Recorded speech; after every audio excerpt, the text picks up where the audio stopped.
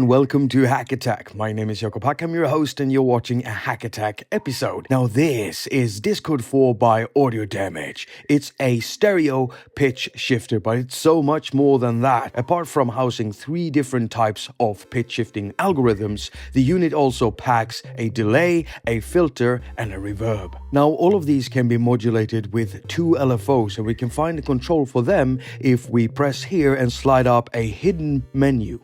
Here we can also find the input volume control, the output volume control, and the blend mode called mix. It's basically where we control how much of the dry or wet signal we want to hear.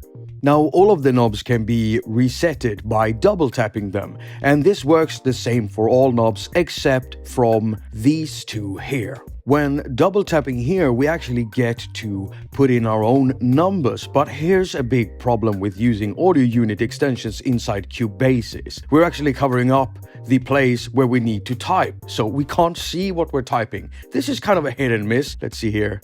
0 and it worked. Now, as I mentioned, Discord 4 is a stereo pitch shifter, so that's where we can find controls for the left channel up here and the right channel down here. So if you happen to pass a mono signal into it, then it will be sent to both channels and then summed up at the end of it.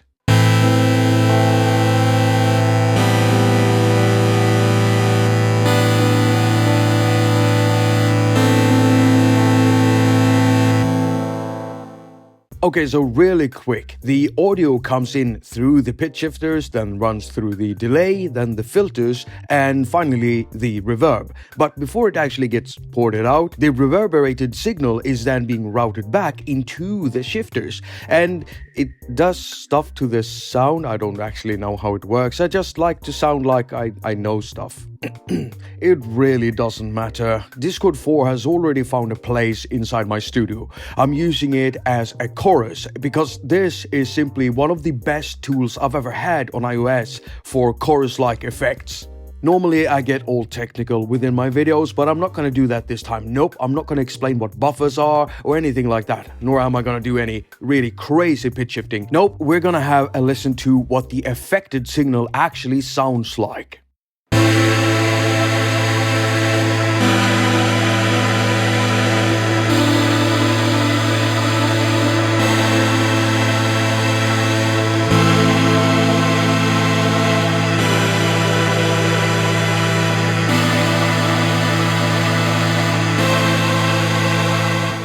Now, Discord 4 has its own preset management system, and you can find it by tapping this icon right there. Now, the thing is, it doesn't seem like the presets that you save inside Discord 4 gets automatically transferred into the audio unit extension preset management system. You can see it here in Cubases. Yes, I've got 2 chorus or 1, but I actually saved them independently. So I don't know if this is going to be fixed in the future, but you know, I just thought I'd mention it.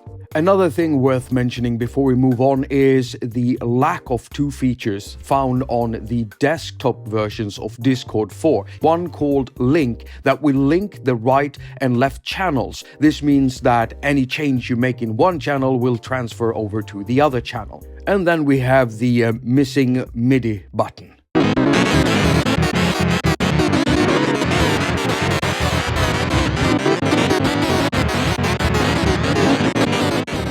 Right, so let's start by removing the dry signal by pushing up the mix to 100%, and now we can only hear the affected signal. Right, so as I mentioned in the beginning, there are 3 different types of pitch shift algorithms inside Discord 4: vintage, modern, and granular. The vintage and modern one actually share the same type of shifter controls. So with the vintage one selected, if I change the buffer sizes here and then switch over to the modern one, you can see that the values are the same.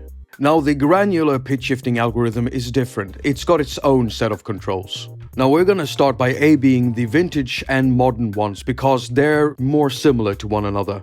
And remember, we're only listening to the affected signal. Okay, so let's bring down the buffer sizes just a little bit, and I'm also going to be doing a little bit of pitch shifting, but just slightly, so we get kind of a chorus effect.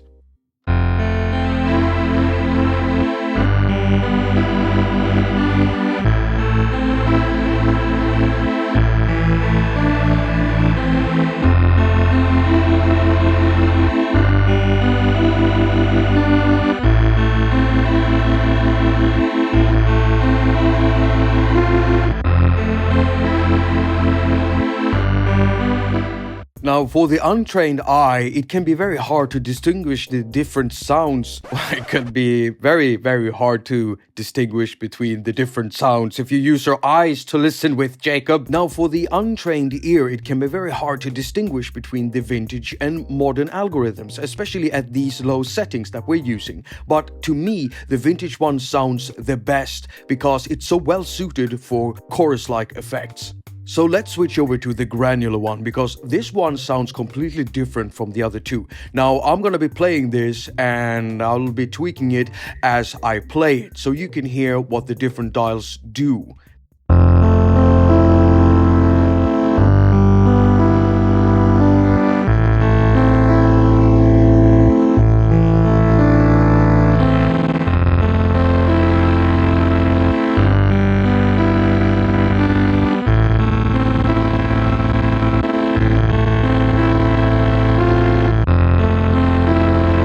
Now, maybe you can recognize the granular sound here because this is a granular type effect. So let's keep all these settings and blend back some of the dry signal and then A/B the different modes.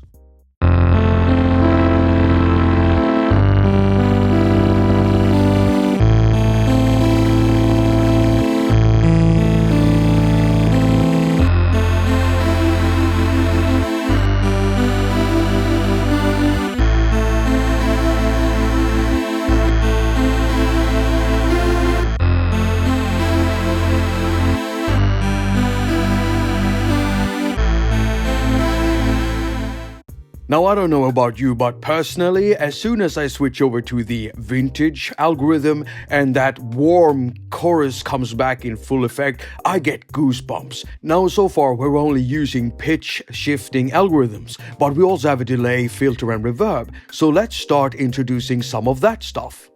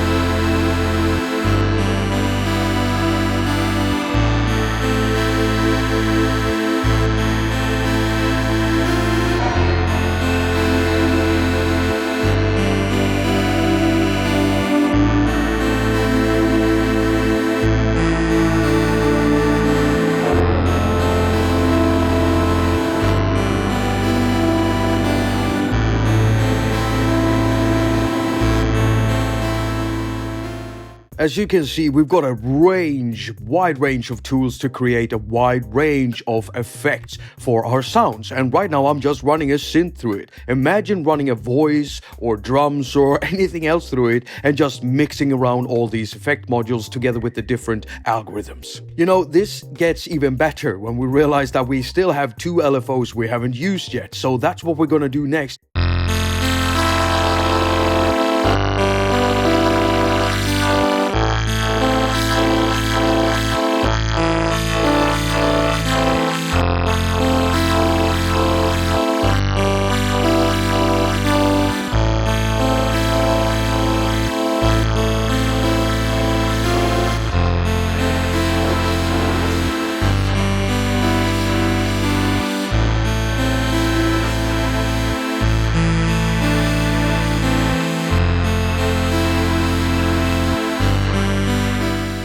You know, you gotta hand it to the Audio Damage guys. They just keep pushing out these awesome plugins for iOS, and they keep raising the bar for what can be done with plugins for iOS. Yep, I absolutely love their stuff, and I've reviewed several of their products in the past. Now, if you didn't know, Audio Damage is just two guys, one named Chris and the other one named Adam.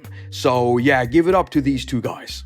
Right, so I'm gonna be rounding this video up, but before I go, I just want to talk about the pitching range of Discord 4. See, you have 6 octaves, and that's 3 octaves up or 3 octaves down. Now, these dials works in increments of 100, and so 100 is 1 seminote, 200 is 2 seminotes, 3 octaves up, that's 36 seminotes, so you basically type in 3600 or dial it up to there. So that's how they work. You can move in seminotes. To do that, you only have to activate the semi word and you'll be able to move in increments of 100.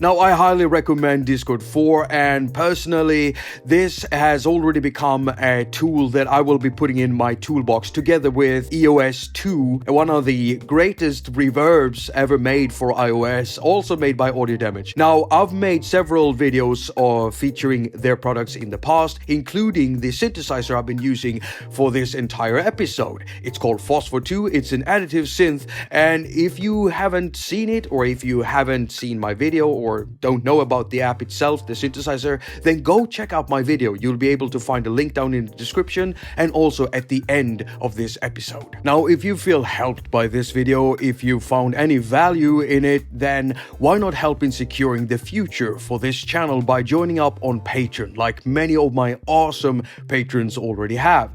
I still think that's a weird sentence. I need to rewrite that. Damn it, Jacob. Now, for those of you who don't like Patreon, I've also got a PayPal me link, so you could do a one-off donation if you'd rather do that.